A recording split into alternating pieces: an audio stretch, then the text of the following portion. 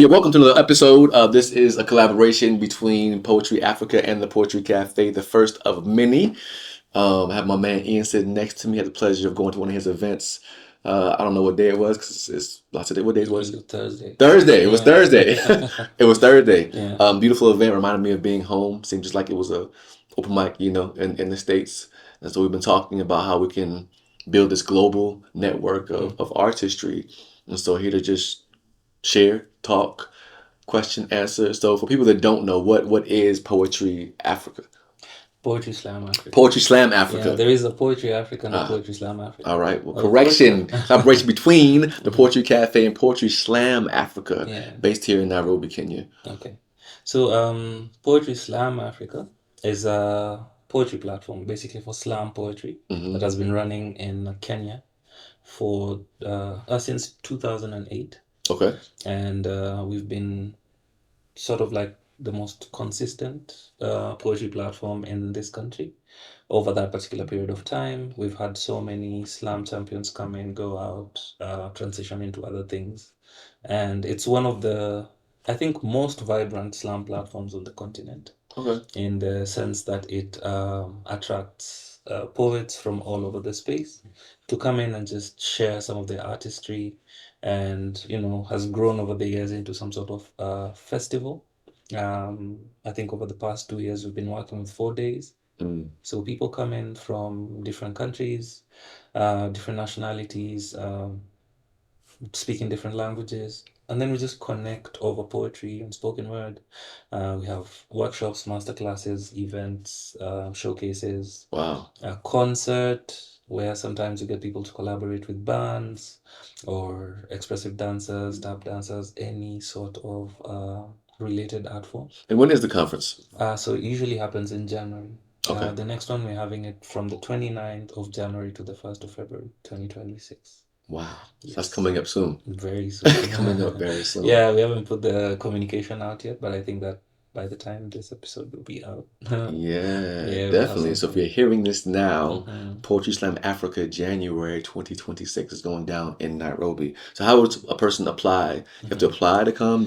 Yeah, so there's an application process. Mhm. We have some forms on our website where you can be able to go in there, just share what it is that you'd like to showcase. Mhm. And then we go through it, we see if it fits into the program, because it's 4 days, looks like a lot of time, Yeah, but it's not.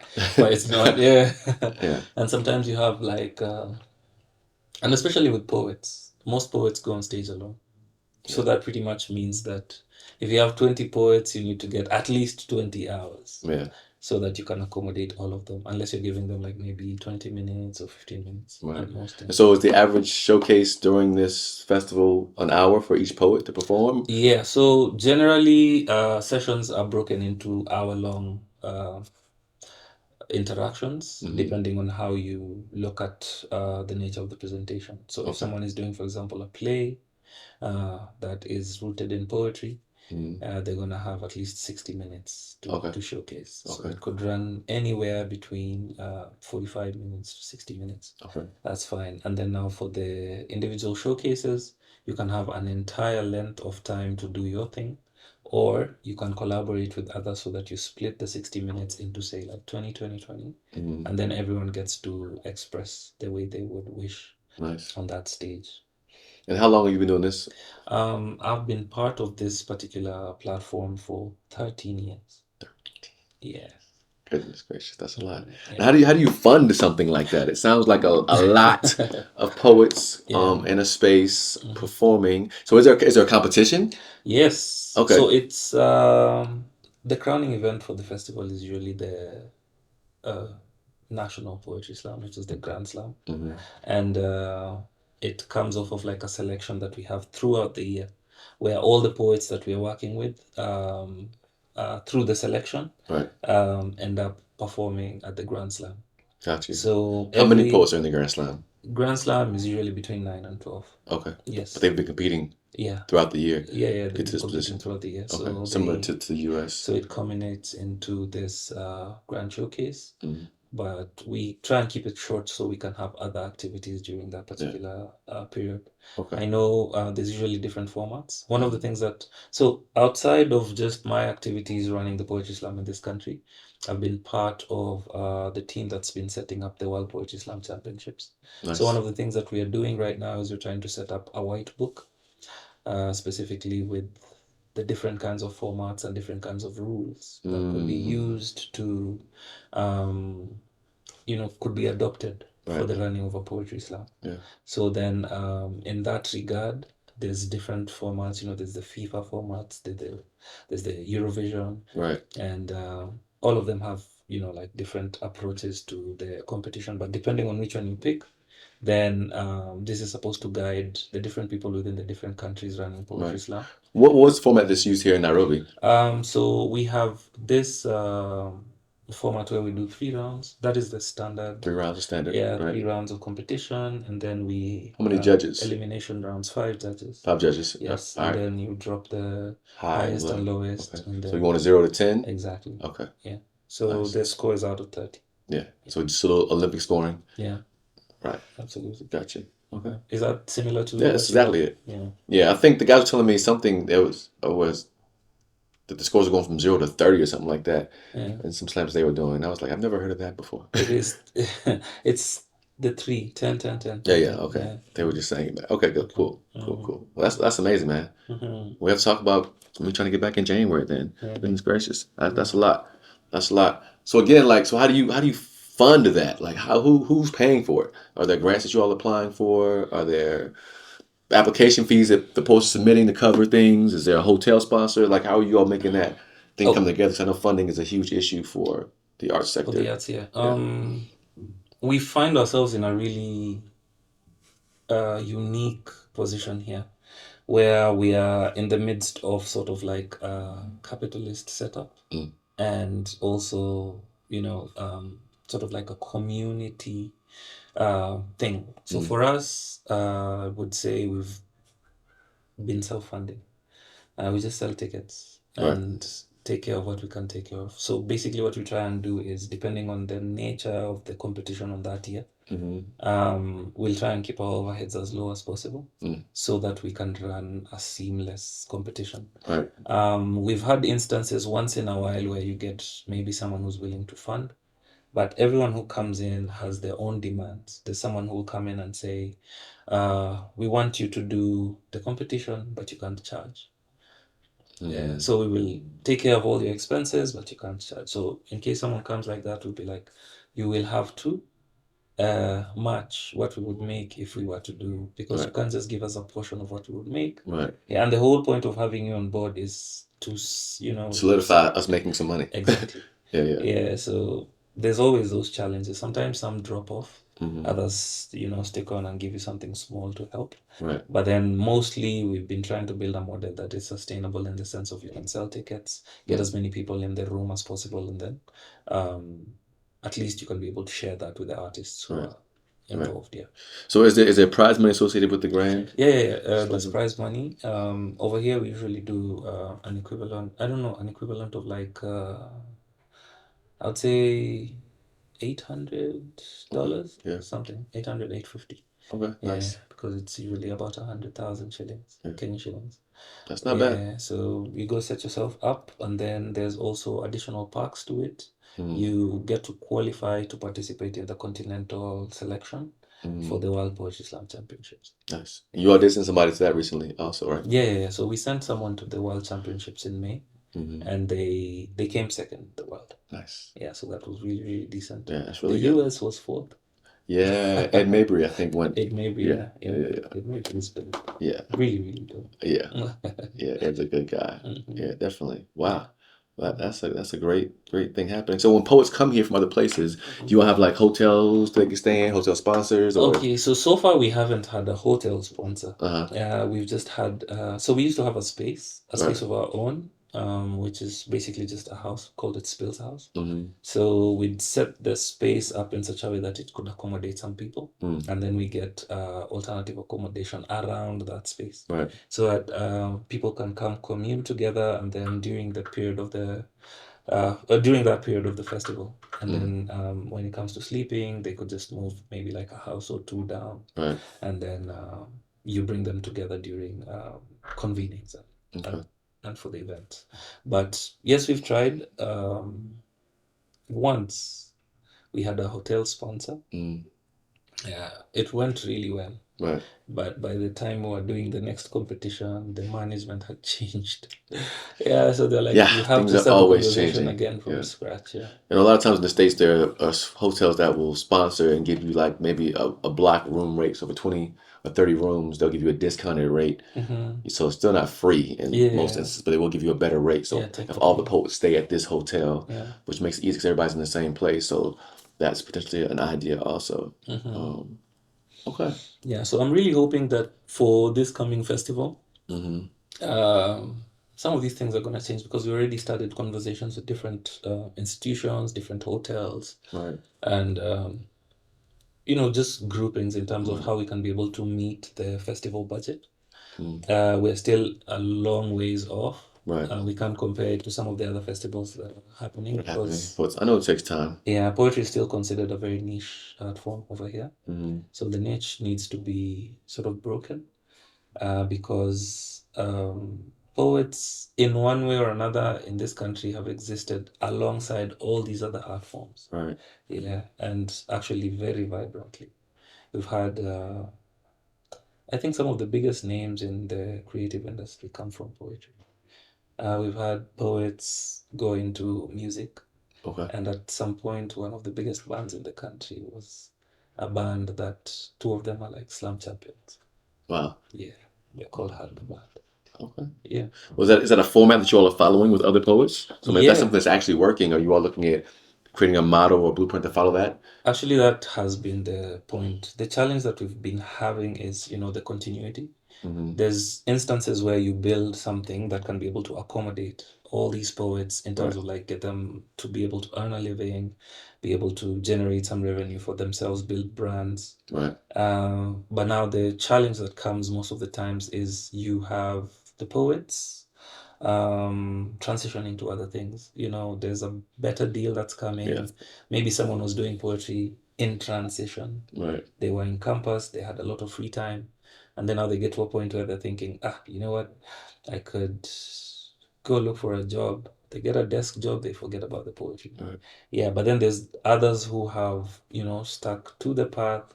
So with these ones, what we do is we've created sort of like a pipeline Okay. to allow them to be able to thrive both locally and internationally. Okay. Yeah, so within the World Poetry Slam landscape, we have connections all over the world where we can be able to send a poet once in a while, get them to apply for like festivals, the same way you came. Right. We have them to go to other poetry festivals and showcase. And it's been really beautiful because most of them, after they go, it just becomes consistent. Right. Yeah, so we hope we can be able to like, scale that up, have more poets absorbed into the system. Okay. Yeah. And I guess, is that the most lucrative way for them to create a living? Because I know festivals don't always pay. No. So when it comes to actually like literally making a dollar, like Yeah. what has been the most, I guess, the best way that you all have found to actually make poetry into a living? I know for me, and a lot of poets in the United States, touring is one thing. We have a lot of colleges that pay Yeah. for poets to come. Student activities is always looking for different ways to inspire their students. Yeah. So the college market, there's actually like a college booking market Yeah. that poets go to every year, like 2 or 3 different ones. And poets go and perform. You pay an entrance fee to perform, and then you may be performing in front of 100 colleges. Now those 100, maybe 5 or 10 hire you to come to their school throughout the year and perform. All right. So that's a big thing in the States. And then additionally, a lot of poets teach, so education. Yeah. Even from kindergarten all the way to university, it's English. You're teaching literacy, teaching character development, and so that has been a great way that poets are able to sustain themselves is by teaching, hosting workshops, and inspiring the community to be writers. Okay. The education system always has a budget for inspiring kids to write because it's literacy. Okay. We have something similar here, Mm-hmm. especially with education and Right. teaching. Most of the poets that we work with over time, once they get seasoned and they've gotten to a point where they've learned how they can be able to apply their skills Right. in education, then they plug into some of these institutions. Okay. But it's still sort of like in its infancy. Mm. Majority of the schools that attract, or rather that probably have budgets for such things are international schools Right. and some of the institutions that um, have, at the core of what they do, um, that, intend to get these children exposed to as much as they can. Right. But now the national structures that have been set up are a little rigid because before you get into an institution, you have to clear with the ministry in some way. Yeah. So they need to understand what it is that you're bringing. If it's not part of the curriculum, then they'll be like, how are you coming in? Yeah. How are you connecting with this particular thing? Right. So as a result of that, we found ourselves in a space where we're developing a curriculum for That's smart. poetry. The Kenya, it's called the Poetry Creator Development Right. course. So we did it in collaboration with an institution called TVET, Right. which is basically technical vocational education. Right. Yeah, and vocational education. And then CDAC is sort of like the testing body for these vocational institutions. Right. So we've managed to develop a course that can be able to accommodate any entry-level poet and certify them to be able to either perform or train or do such Okay. things. Certification for poets here in Nairobi. That's fire. Yeah. So Yeah. that's one of the, I think, key wins that we have. Yeah. That's So we that's were a huge involved in one. developing the curriculum itself Mm-hmm. and then training for it and then developing the testing material. Right. Yeah. Wow. I'm inspired.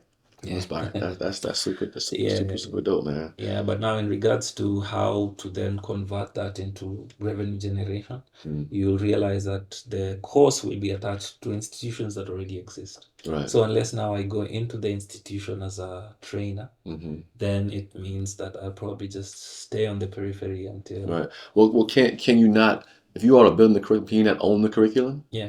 So owning the curriculum is a thing that, through the process we realized is a little bit tricky, especially when you're dealing with government.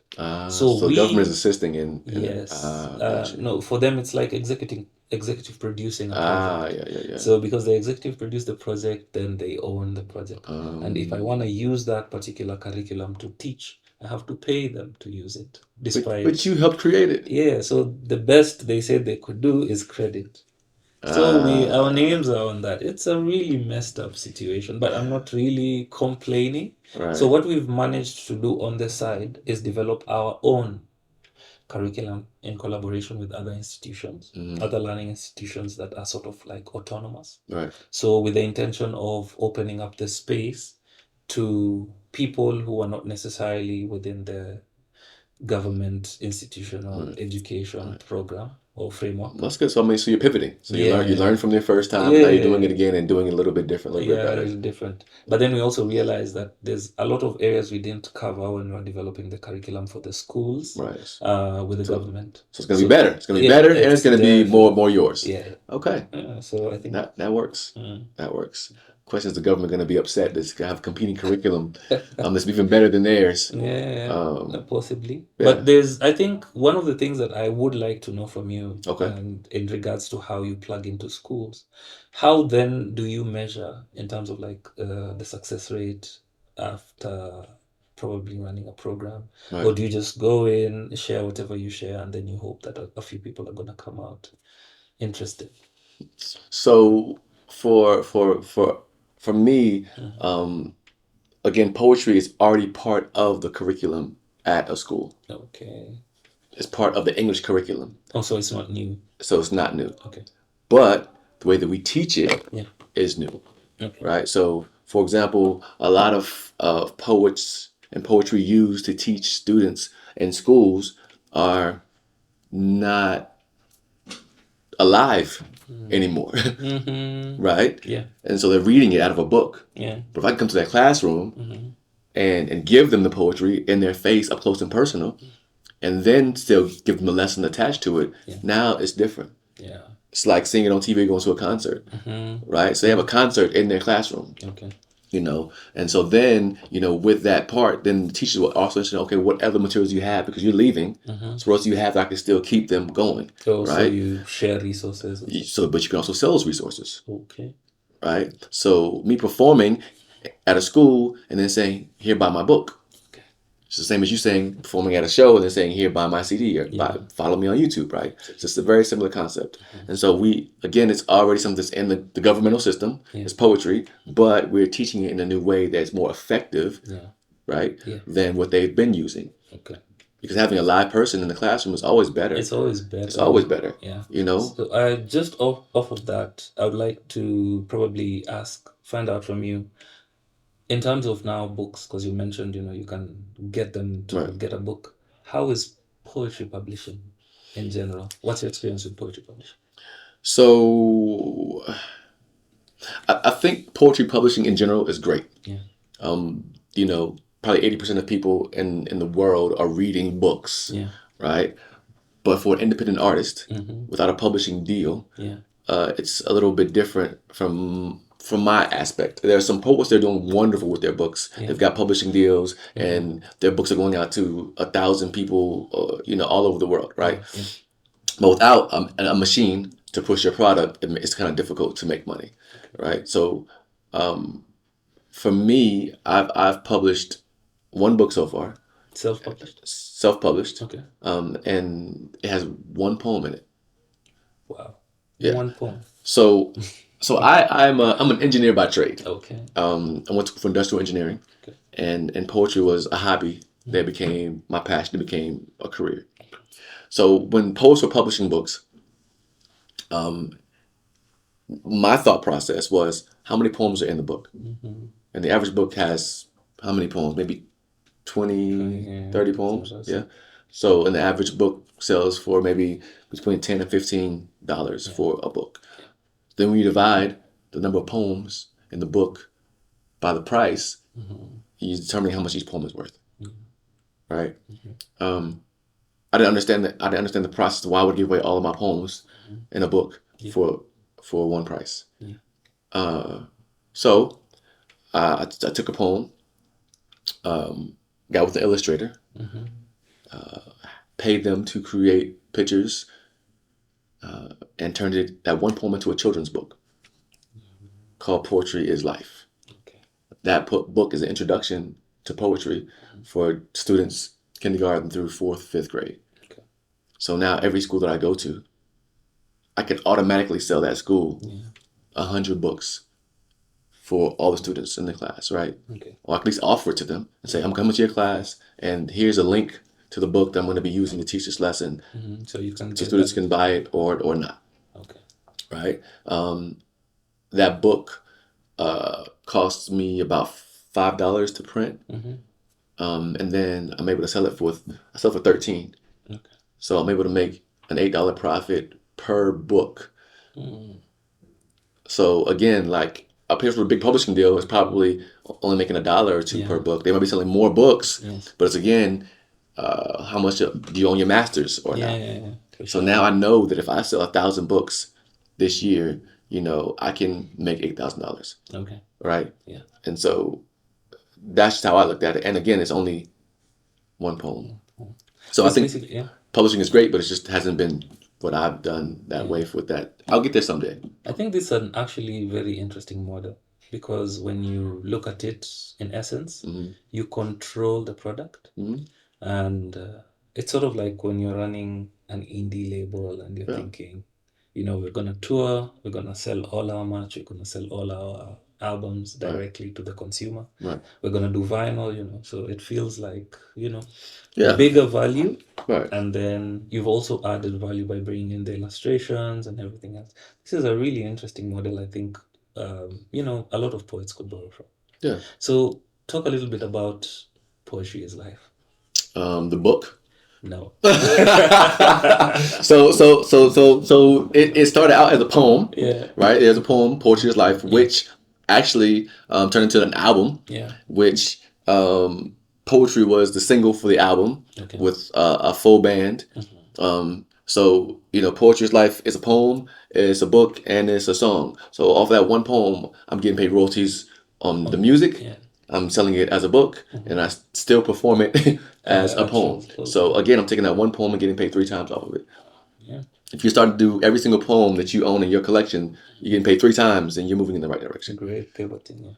Yeah. So Poetry is life is what I live by. It's what I teach. It's what I create.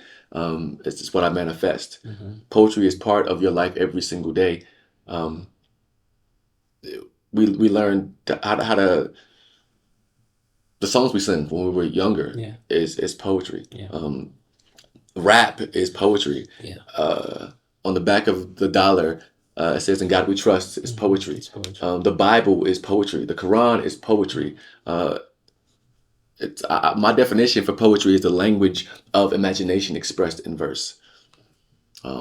The Super Bowl is a huge thing in America. Commercials are on average 30 seconds long. The average commercial of Super Bowl costs $1 million. Why? Because they're all the eyes that are watching that event, right? But a commercial is language, right?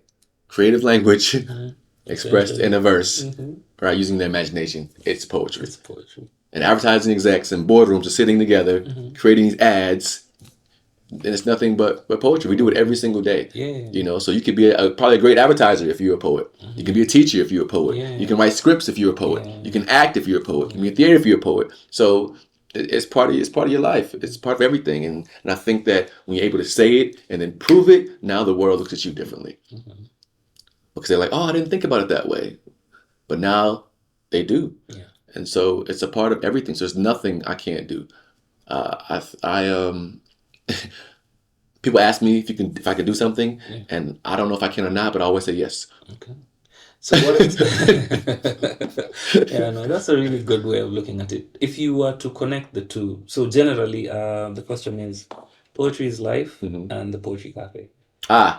So the Poetry Cafe is an open mic format, just like the film I went to the day, Notary. There was no consistent space for poets to go. We're constantly looking for venues to go into, constantly find space. Speaking of venues, where do you host yours? So I host the Poetry Cafe at the Cultural Arts Center in my city. There's several different rooms, and so they have a 300-seat theater, just like at the National Theater. And then they have smaller rooms to seat up 100 to 150. So I hold the event in the 100-seat auditorium space. We're doing a 300-seat space at one time. And it was just so much to market. Get 300 people into the space, and then when you got 200 people, it still felt empty. And what I found is that people want to be intimate. They want to be in close corners. They'd rather be packed in the back than in a big theater. And so we use that theater for big shows, for big slams, but the monthly shows are only in the smaller space. They're much easier to sell out and keep being consistent. And the partnership with the Cultural Center gives us space for a very low amount. So it also makes it great that our overhead is very low. So we're able to sell tickets to the event with a very low overhead, so we're always able to make a profit. And in regards to these partnerships, do they involve you paying a sort of like amount to access, or so basic, not a standard amount. They just give discounts to artists. So the space may rent for $50 an hour, right? But as an artist in the community, we get it for like $7. That's good.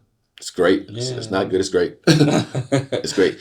So they're creating a blueprint for artists to be able to host their own spaces. So the Cultural Arts Center in our city is wonderful about creating space for artists to thrive and to build. The residencies in the building, we can also have a space for a week and create. And it doesn't matter what kind of artist you are. Like, that space is yours for the week to host workshops, host a show, do whatever. You apply for the space. But once you apply, they give it to you. And I think they also give you a stipend. Yeah. for, again, creating art in the community. Yeah, I've seen that model a lot, I think, on the European side of things, Yeah. not necessarily on the American, but it's really good to see, draw from some of these, because the challenge that we have here is if you want to access a space, Right. you just have to pay for it. Yeah. I mean, that is the same struggle. Yeah, That's the same struggle as at home, but the Cultural Arts Center provides space. Yeah. What's happening now is getting very competitive. It's like Oh, even the yeah. room that I use now, like nobody was using it, Mhm. but then when I started using it and people seeing sold out shows in Yeah. this space, they're like, "What room is he using?" Now you got to book the space out so far in advance because everybody wants to use it. Yeah. So space is difficult to find. Yeah. So that space is 100. Then we have a 300 seat space, and there's 1,000 seat space. So again, it's hard to grow. So if I do 100, there's no 200. Yeah, There's just you have to 300, jump right? to And if you're at 300, 300, there's jump no to 500. You got to go to 1,000 seat space to grow. So space is always an issue for an artist, and owning your own space is a great idea. But it's difficult. Okay. But I know brands like, I'm familiar with like Busboys and Poets in DC. They have 5, 6, 7, 8 locations, and all based on poetry. They're a restaurant and a bookstore too. Yeah. But again, we already do so much. So it's only so much the own person can do. But that's an excellent blueprint if you want to own your own space. Busboys and Poets. We're going to be going there in January, actually, to do a poetry cafe. So again, the Poetry Café is open mic. Yeah. So anybody can come in if you're a seasoned poet or just starting out today poet. We have a live band that kind of backs the show and carries the energy for the show. I host the show. And yeah, people sign up. We average about 12 to 15 artists, per evening. It's only once a month. Yeah. We sell tickets for between $15 and $25. Yeah. What I found is that people like to be special. Yeah. So if you have a VIP section, that section always sells out first. always, right? Interesting. So I hadn't been doing it, and then somebody was like, "Well, I want to be a VIP," and I was like, "Why? It's the same exact seat. You're sitting right next to somebody else." So we started doing VIP tickets, just to try it out, and sold out every single time. So we have 100 seats and maybe 20 are VIP. And those first ones to go. So $15 for general admission, $25 for VIP. And after you get a small table, I can say, like just like this. This is VIP. Yeah. Oh, okay. Instead of having a regular chair in a row, right? You can have your water. Yeah, whatever you're going to have. And boom, people bottom up. Okay. This is, I think that is something we could learn from you. Right. Because I've seen majority of the shows that we do over here, especially poetry related, don't really have a VIP. Right. It's just more of like if someone feels like they want to pay a little extra because they feel it's valuable. People always want to pay extra. Yeah. People want to feel special. Yeah. They want to be special any other night except that once a month at your show, they're VIP. Okay. Now I wanted to know something about the band setup. How do you work on it? Do people come in, rehearse? Or the band is just good? No, I have a band that I work with. So the Poetry Cafe band is the same band I use for my album and touring. So same band will be ringing with me next year. Okay. So we work together all the time. Yeah. And so most of the Poetry Cafe is improv. Okay. Right? If you come in and I'm doing a poem, like, y'all want something from the band, give me something a little mellow, a little smooth. Boom, they're on it. Right now, for the stuff that we do, we're already rehearsed. They know the whole album. They know the whole album. So I just say we're gonna do the Poetry Cafe intro in the beginning and the end. We're gonna do breathe in the middle. Yeah. We may throw in something else, but I can literally say, okay, let's jump to rainbows, and boom, they're playing rainbows. Or let's go ahead and improv. We improv. So they my soundtrack to my life is the band. So yeah, and it's only 2 or 3 guys. I have a keyboard and I have a drummer. Oh. I have a bass every now and then if I need it, and I have a vocalist. Upright bass or regular bass? Regular bass. Okay. Yeah, regular bass. All right. So talk a little bit about the album. Oh man, so the album, I'm so proud of the album. First of all, I hadn't recorded an album since 2010, so it's been 15 years. But I'm not sure if you know or not, but poetry is now a Grammy-nominated category. Yes. For the past 4 years. Yeah. And so a lot of my friends were applying to the Grammys, and I was just like, wow, I have to do my part. Create a product that I want to share with the world. So just to be able to enter the Grammy category was just phenomenal because growing up, you never thought poetry would ever be something that would be worthy of a Grammy. You know, so in addition, we need more artists to apply because we want to keep the category open. Yeah. And so, you know, everybody can apply. You know, the more poets that apply, the better the category's going to get, the more we can all grow, and we can make sure that that lane stays open. Yeah. If you at home think you're not good enough to apply for the Grammys, and we only have 5 entries next year, then they're going to close the category. Yeah. So I wanted to do my part to make sure that I was adding to the pot, to make sure the door stayed open. So that was my first thing. Secondarily, I had so much work that I just hadn't recorded yet. You know, hadn't archived as of yet, and so I wanted to get that on record. And yeah, it was just a magnificent experience because we a lot of the material, nothing was new for the album. We had been doing the same material forever. We just now recorded. Yeah. And so just the process of being in the studio with the band, we had an 8-hour block, and we just went in and just did a live show, you know, basically in the studio. So the album. Oh, it's live recorded, yeah? Yeah. So you'll be able to hear it. Okay. Yeah, and there's some cuts in the album where I'm just like we're talking like, okay, fix this. Okay, let's go back and you do this whatever. But like we recorded that too. Okay. And so I was like, yeah, put that on now. So skits, interludes. Yeah. So I was thinking about the old Lauryn Hill album that, you know, where you hear them talking in the middle, whatever. So I want it to be an experience. And so, immediately there's just conversation in the album. There's a transition in the album. We're just talking about, let's work on how we connect these songs and make it tell a story. The band did a phenomenal job with the music. It's an amazing album. It's called Changing the World One Poem at a Time. And so literally talk about freedom. We talk about the importance of breath. You know, that it's not. That's breathe, right? Yeah, that's breathe. Which consequently is now a workshop. I'm a runner, and so I love to run. So I was in Atlanta, Georgia for a race a couple months ago. Marathon? No, I'm not there yet. I did a half marathon. Yeah. It's on my bucket list though. I'm not there yet though, but I'm gonna get there. Yeah. But they're hosting a race retreat in Bermuda. Okay.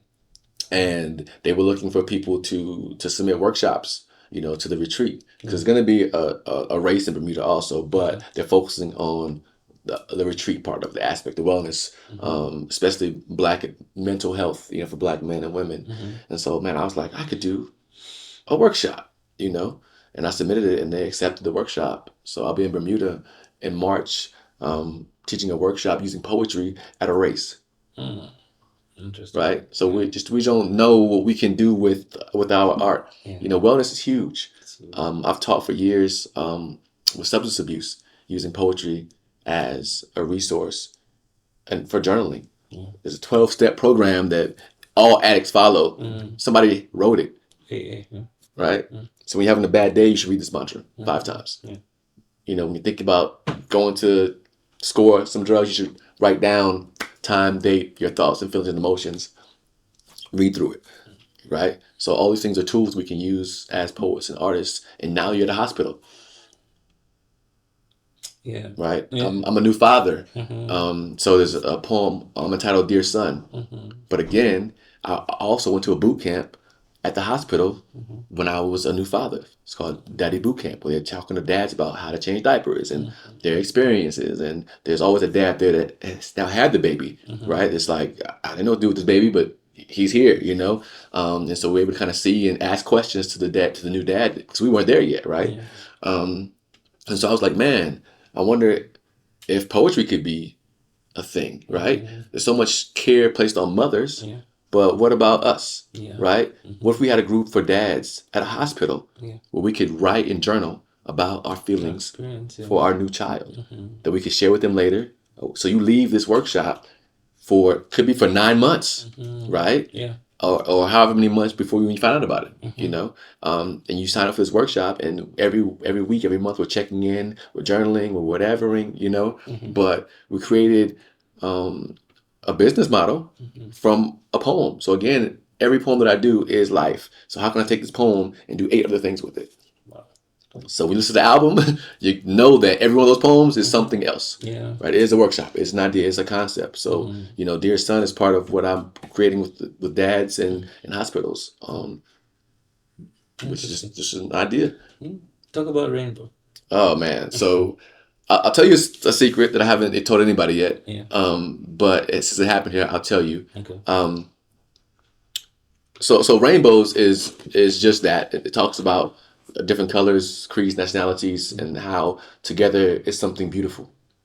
And if the rainbow is one color, it wouldn't be as beautiful as it is. Yeah. And so whether you're tall, short, black, white, gay, straight, Christian, Muslim, your diversity is necessary in this world to make it what it is. Okay. And so rainbows talks about how we can build and grow as a human race of people, not just sticking in this our sectors of life, Yeah. but being able to learn and adapt and grow and share who and why we are. And so this talks about healing through that. Additionally, rainbows is also an exercise in alliteration, and so the entire poem is also a lesson plan for alliteration. Ooh. This Right. is an interesting perspective. So, but we write Yeah. that way. And so I challenged myself to write a poem using alliteration. Not thinking about it being something later, but it was a prompt or something somebody was had on somewhere. And I said, well, I can do that. Let me try that. And rainbows came out of that, right? Okay. But now, when I teach at schools, it's also a lesson plan for alliteration. Yeah. So it sounds like everything is very intentional with the Not creation always. process, yeah. Not always. Sometimes for example, I'm getting to the point. I was looking for a transition. Yeah. There's rainbows. I have a poem called Human Race that I did in the show here. Yeah. And then I transitioned to this poem called Make a Wish. But it goes from rainbows to Make a Wish. Make a Wish is about basically the plight of the black man in America being targeted, and how we're seen, how we're victimized, police brutality, just how they've tried to hold the black man down from the civil rights movement all the way to where we are now. Colin Kaepernick, he's kneeling on a field, but he's blacklisted. I played sports. I was like, kneeling, I thought that meant we're waiting for the player that got hurt to get up. I thought that was a good thing. So it details all these things. So I didn't have a really solid transition because usually it's music. Yeah. I didn't have to be. It was just me. And when I was doing the show, I performed the piece and I ended and I sat in silence for a moment because I wasn't sure how to transition, right? So I just gave it a beat. But then I was like, because the rainbows again talking about all the beautiful things that we create together as a human race, because we're all different, right? And then I was like, man, the only color not in the rainbow is black. And everybody went, oh. And I was like, I just made that shit up. But it happened that way. And now that's definitely going to be part of the show moving forward. Yeah. But I never thought about it that way. But being here on the continent and being in a room full of black people and, looking around and not seeing anybody that doesn't look like me, it was just a crazy, inspiring feeling. And I was like, man, that's crazy that I've done this poem for so long. I've never thought about the fact that we are not in the rainbow. So this is an interesting perspective because my brother was talking about the same thing. Yeah. Where he's so he stays away and in Europe and just coming back and meeting everyone. Yeah. And be like, okay, this is sort of like very different, but a very refreshing feeling in some ways. Yeah. So yeah, man, Rainbows is a lot of people's favorite. It has a very, very catchy chorus that people love to sing. So Rainbows is one of the favorites of people's on the album. So I'm also curious about the human race. So it's just that it's a play on words. Human race. Because we are the human race, but we also the life is typically the rat race. We're racing all the time, trying to get point A, point B. Again, not realizing that we're only racing towards our death. You can't get back. You know what I'm saying? Like, we're not thinking about it, but you're so ready to grow up, so ready to drink, so ready to drive, so ready to get a job, so ready to do this next thing, and not taking advantage of the moment and the space and the time that you're in now. You can never get that back. You're not moving towards life. You're moving close to the end of your life, right? And just to have people start thinking about that, like stop rushing so much to what Take a is coming moment next. Take a moment to breathe. appreciate what you're in, to breathe. And so the album transitions to all those things. And so I want people to feel even refreshed, centered, inspired, motivated, but just reminded of what's important, and a reminder of what's possible. So that's human race. And so we use some, again, I'm a runner too, so it's literally and figuratively. So we shot a video for it, and there's people running, and in a marathon. You should come shoot that here. We have so many runners. Yeah. And again, like I've been reaching out. I've been tagging like Nike, Adidas, Reebok, whoever. Whenever I post it, I'll tag them in it. So imagine the human race being in an ad for a shoe commercial. Yeah, that would be something. Right? Imagine shooting a commercial, with the human race in the background, and boom. And I posted a few reels from here actually, with the human race in the background as the music.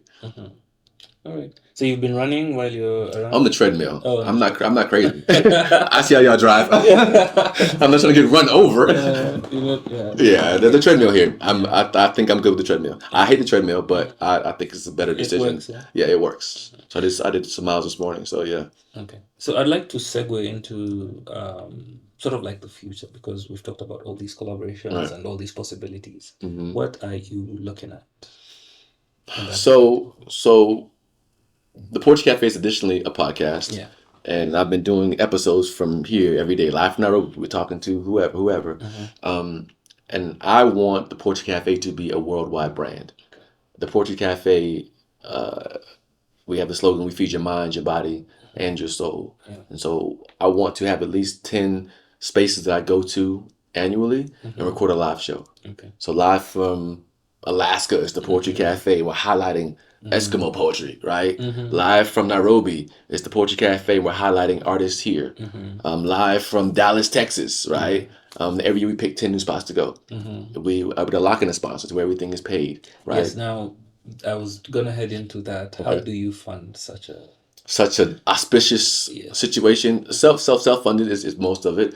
Every now and then you do get a good sponsor interested in growing, but I think most sponsors want to see you doing it first, and then they jump on the bandwagon second. So getting your following up, getting the eyes and ears up on your podcast and on your situations is always a good thing.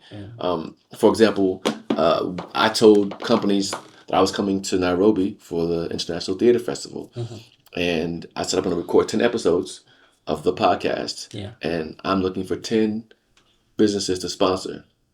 I'm going to keep the price super low, so even small businesses can get into it. As long as you have a website or something online I can attach to, people can find you or follow you, then you're good. And so I said, the first 10, that hit me up will be able to get in. And I'm going to do it for $100. And that's just a one-time fee that'll be up forever. And it's constantly going to keep getting more and more and more, spins on it. But that's all I want to do. And boom, in like a week, I had 10 sponsors. And so that was $1,000 in a week just for 10 episodes. So then I was like, so it's possible. Could I do 100 episodes with the same format? Could I do 300 episodes with the same format? Not 365, just 300. Right?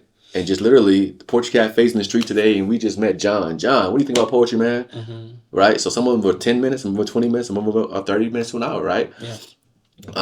And I was just like, man, so I'm going home now thinking, again, I'm overthinking it all the time, but I've been with this little Zoom, walking around, talking to people, and then getting it on and moving forward. So with 300 episodes annually at $100 a pop, that's $30,000 for the year, just off of talking to people. Not a show, not anything else, right? And that's just the first year. So what if next year I can charge $200 per episode? And if people are on the queue to get in, you can. So now when I get home, I'm going to add to my website, click here if you want to sponsor a podcast episode.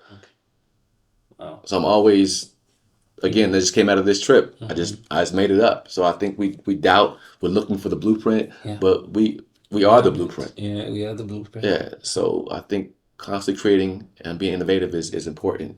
I told the guys yesterday, the book thing, everybody says it's a genius idea, right? So one step further, I've been doing T-shirts. Okay. You know, I love T-shirts. I love a good T-shirt. Yeah. But T-shirts are going to cost you between $10 and $12. Yeah. You got to get 100 of them to get the price down, right? And then you're selling them for maybe 25, 30. So you're making 100% profit, Yeah. doubling your money basically, Yeah. right? But you got to worry about sizes, colors, whatever. People are like, yeah, I need this color. Yeah. And then they're heavy. Yes. They're heavy, right? Who's carrying these damn T-shirts? I don't want to carry T-shirts. So, my wife and I have been printing out these pictures on this website called Mix Tiles. Okay. Mixtiles. They need to give me a sponsorship. And the pictures are like maybe $5. And you just pull it from your phone, right? And then you click them into the whatever. You choose the frame and then hit the button. And in 2 weeks, they're there. Free shipping and handling. And you can put them on the wall. And so I messed around and put like love, life, live in one of them, you know? And I was like, wait a minute. So I went back and started pulling poems. Not whole poems. Sections. Pieces. Words. Words. Right? Live, life, love is in everybody's house. How much does that cost? To buy. Probably about, to buy. Probably about $10, $15. Probably $15. For how many words? Just. You selling a book with all your poems in it for $30? Come on, man. Yeah, so now when I go to shows and they're light. Yeah, it's so interesting because now I'm thinking you've written a line. A line has 5 words. You can make that one thing or 5 things, and you can make something off of each. I pay about $5 per frame. They're 8x8. Okay. I sell them for $25. Works. And I can get them 20, 30, 40 at a time or one at a time, right? And I can get a variety. Oh yeah. I don't have to get the same T-shirt in 8 different sizes. So now, right? And also they stick to your wall. Yeah. So if you like 4 of my things, you can literally make your own art at home with my words. A book's gonna be on the shelf that you're gonna pull out to read or show somebody every blue moon. Yeah. Right? These words are on the wall. Yeah, if you walk into the house and see this on the wall and you like it, and it says by Josephus or at the Poetry Café, you already know where to get it from. On the back, the barcode, you can scan it and order more. Oh man. That's a really, really good business. And you can buy it from my website. Yeah. Free shipping. Who wants to do a book? Like what for? So when somebody comes and says we'll do a book, I'm like, I need $100,000 advance. You got to give me $1 million. You know what I'm saying? I need an advance. Where's my advance? You know. Now when I get the advance, then I'll be down. Yeah. But until that point comes, I'm all right. This is Josephus putting us on game. Like, you see, these are the opportunities that I usually feel like as poets we don't usually see. We're thinking we don't because we don't we don't share. Yes. Or B, we don't know. Yeah. Or C, there's no platform that allows us to share. Yeah. So I have a whole part of this Poetry Café is called Behind the Poem. Right? So again, I wrote a poem about breathe. What is breathe about? Now we have a 10-minute conversation about a poem that people are like, oh, I should go hear that poem. Yeah. Right? So what platforms are there for poetry, for poets to talk? Not to perform, but to talk. Yeah. Hours. That's it. Yeah. That's content right there. Content. Hold on for 1 second. This is them coming to pick me up. Okay. Hey, what's up? I'm good. You all downstairs? No, I'm still here. But I was saying I had a ride if you didn't want to. I didn't know if you were just picking me up or pick somebody else up. Is it just me? Oh yeah. Well, go ahead. I'm good. I'll be there. I'm finished up an interview, and I'll see you in a minute. That's all.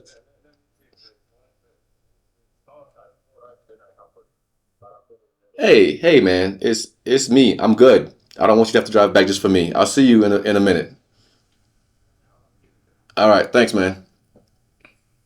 All right, peace. He was like, "Let me come back for you." No, hey. Yeah, it's the last day. Most people have already left. So Yeah, well, the Egypt team is still here. It's like 20 of them. oh, Yeah, so typically he's got to come back and get me anyway yeah. because they take up the whole van. Okay. Yeah, yeah, All right. Yeah. So maybe we could be wrapping up in the meantime. yeah, yeah, yeah. Yeah, I mean, I don't have to be there. I think tech is at 1:30. So 1:30. yeah, yeah. So we're still okay. Yeah, man. So I mean, it's just so many opportunities that we don't miss because we don't think we're good enough. We don't think we can do it. But like we're living proof. You say you've been doing it for what 13 years almost, Yeah. and Okay, every I've year. been doing poetry for longer. Yeah, yeah. Well, I mean, just the festival itself, But every year you think of something, a new way to evolve it, new way to break it down. And again, like before I left, I taught a masterclass called turning your poetry passion into profit. Okay. Talk a little bit about that. Yeah. We've been talking about it. Yeah, how you turn your purpose and poetry into profit. Yeah. Right. Poetry is something that we do for free. We do it for free all the time. All the time. Right. All the time. And that changed my life when someone said, "Hey, how much would you charge?" I had no idea people got paid to speak. So I was smart enough to say, "Let me get back to you." Yeah. Did some research. Fact: 80% of people in the world are afraid of public speaking. Public speakers getting paid 6 figures to do an hour talk. Yeah. So I went back and I was like, 150. She was like, cool. I was like, I should have asked her for more. Yeah. You see, as a poet, you speak all the time. But this is 20 years ago. Okay. Right. So, but again, the average hourly rate was probably $750, $650 per hour. I was doing one poem for 3 minutes. I got paid $100 for 3 minutes. 3 minutes. Yeah. And I was like, this might be something. So again, something I made up in that moment. Yeah. But then that one poem opportunity turned up to 2, 3, 5, 7, 9 schools, podcasts, Nairobi, Kenya, 20 years. You know what I'm saying? So it's a snowball effect if you continue to be consistent and adapt to the things coming in front of you. But I didn't know I could get paid for poetry. Yeah. Students at schools don't know they can get paid for poetry. They can be paid. But if you're standing in front of them, telling them they can, and you're living proof, now people want to enroll in your program. Absolutely. Now people want to say, how can I get to your workshop? How can I come to your class and learn more about this? And the great thing about schools is I focused on the 7th grade for a very long time. My teachers' friends were in 7th grade teachers, middle school teachers for a while. So I started, a friend said, hey, can you come to my classroom and do a poem? Sure. So I was there, at least twice a semester doing some poetry to work with them. Next year, they're still teaching the 7th grade. Oh. You think I made up new poems? Same thing for In schools, the textbooks are the same for 20, 30, 40, 50, 100 years. Sure, yeah. So this curriculum every year, the students change, but the work doesn't. I'm not creating anything new. Any artist that you think about, your favorite artist, you like a song or an album. New edition. Yeah. It's huge, right? Everybody knows Can You Stand the Rain? Yeah. When they go on tour, we want to hear that album. Yeah. We don't want to hear your new stuff. Nobody cares about that. Interested in that. Sing that Popcorn Love that we know you from, 20 years ago, right? And they know that. Yeah. They know that, right? But they haven't written anything new. Alex. What's up? No. I'm gonna I got a ride. Yeah, I'll see you. All right, thanks.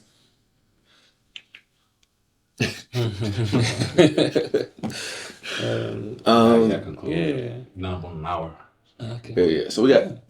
Good. We have an hour's worth of good. Content. Okay. But still, maybe just I want us to have like a little bit of a producer's conversation. Okay. In regards to, say, open mic formats. Okay. How do you make an open mic format profitable?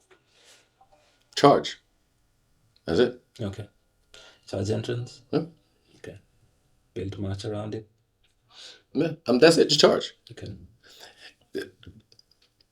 So if there are 10 free venues, right, and you're the only one charging. Yeah. The common thought is that people are not going to come to your event because you're charging. Yeah. But the only opposite side of that is, why is this event $10? Okay. So they get curious and they want to come and you give them value. Time out. If I say VIP, what do you think? So it's like premium. Does it cost more? Definitely. So if it's a free event, is it premium? No.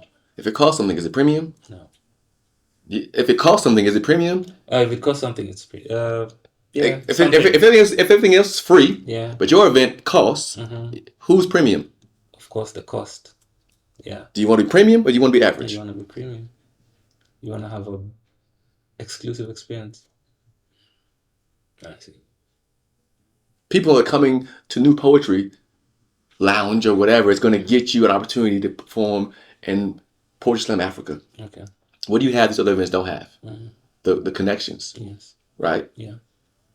Coming to this There's event value, gets you an opportunity to come to my masterclass. Okay. That's value.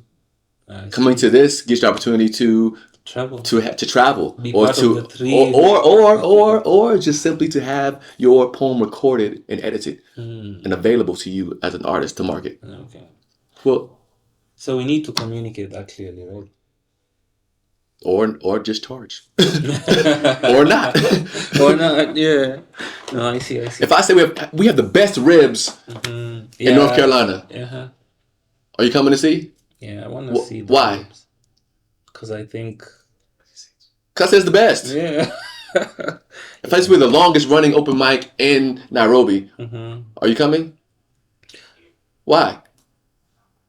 Because we're the best.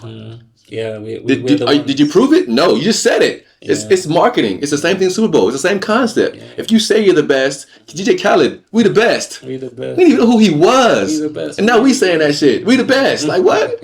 He made it up. You are enough. Yeah. Stop thinking that you have to do what everybody else is doing. That's never going to get you where you want to be. Okay. Unless you want to be like them. Right? Is that what you want? No. Well, stop acting like it. Stand up. Yeah. Okay. This is a good. It's that simple. Yeah. And it may not happen overnight. It may not happen tomorrow. It may not be an instant success. But you know what the goal is. The goal is to be sustainable. And you cannot be sustainable doing what you're doing now. Yeah. And you can say, tickets go on sale tomorrow. The first 10 are discounted price. Right? Yeah. You say discounted price till the next day, or the first 10 people to buy. You only buy discounted price, right? Or time frame. Just say the first 10 tickets are half price, right? Wait an hour, and be like, tickets sold out. Yeah. Now it's this price. Yeah, we've created formal. Right. The people buy the tickets, they don't know. It doesn't matter. You're creating the illusion, the idea you're marketing, right? Tickets sold out for the early bird. We got the general admission tickets. They're going fast. If you want yours, get in now. Oh, we got 3 VIP we just posted. Yeah. That's it. Oh, VIP sold out. Did it sell out? They don't know. But not like, shit, I got to get my tickets. It's crazy. Yeah. You're creating demand for your product. And then if tickets are low, then you call 10 of your friends and be like, y'all getting free tonight. Pack the house. Yeah. Say sold out. Yeah, say sold out. This show sold out this month. Next month, tickets go on sale at 12 o'clock for the next month's show. Yeah. Get in where you fit in. Yeah. We out. Okay. Marketing. And we are poets. We are poets. And then, the beauty of also, why are you doing a weekly show? The average weekly show is going to get you maybe 50, 60 people, right? Yeah. You want to get 100 to 200 people. So why not make it a monthly show? Because the objectivity is less time, more money. Yeah. This is a premium show. We're going to do it once a month. Tickets always sell out. You want to get in where you fit in. Yeah. And then what happens, people are like, well, okay, you guys, once a month, can you come and host my show over here? Yeah, it's going to cost you. Yeah. Oh, can you host my show at this spot? Yeah, it's going to cost you. Yeah. This is my focus. But the other 3 weeks, now you can charge other people to do their shows. Yeah. Right? Yes. We'll come in and film yours. Our prices start at $500 per show. Yeah. But this is what we charge. And so the other 3 weeks, you are fixing other people's shit. And then once a month, you're still the premium show that everybody comes to. Okay. Now you're not having to go to work every week. Now you're making it so people can't. If you missed the show, people are like, I missed the show last month. Well, wait till next month. Yeah. I mean, weekly is cool, yeah, but it's tired. I know you're tired. Yeah, I know you're tired, and if you the definition of insanity Just doing the same thing over and over again, And expecting different expecting different results. results. Yeah. So until you put in a different input, it's got to be a different output. Yeah. Wow. What are you changing, right, to your format to make it better? And it can't be doing more work. No, no. It's always the system. Yes, It's yeah. the system. It's the system that creates the opportunity for you to grow. The Poetry Cafe, I don't even do it once a month now. It's like maybe once a quarter because I'm busy doing other things people are paying me for, Yeah. right? I'm waiting on ticket sales for the Poetry Cafe, but people are being like, "Oh, can you come host this show? Can you come do this? Can you come do that? Can you come to Nairobi?" Right? And I could have brought the band, Yeah. right? But I was like, let me just go by myself and just see what it's how it looking looks like. Yeah. And I don't need them. I can do our show by myself. Yeah. And I've got the tracks in my pocket I can put to the DJ if I want to. Right? And the next year I'm like, okay, bet. Building value. Building Building value. on it. Yeah. Okay. So 2026. What's the name of your band? There is no band. I am the band. You are the band. Yeah, it's me. Okay. Josephus is coming back to Nairobi in 2026 In with the band. If you want to know what that sounds like, check out the album, Changing the World One Poem at a Time. Because that's what we're doing. Because poetry is life, and life is indeed poetry. Beautiful.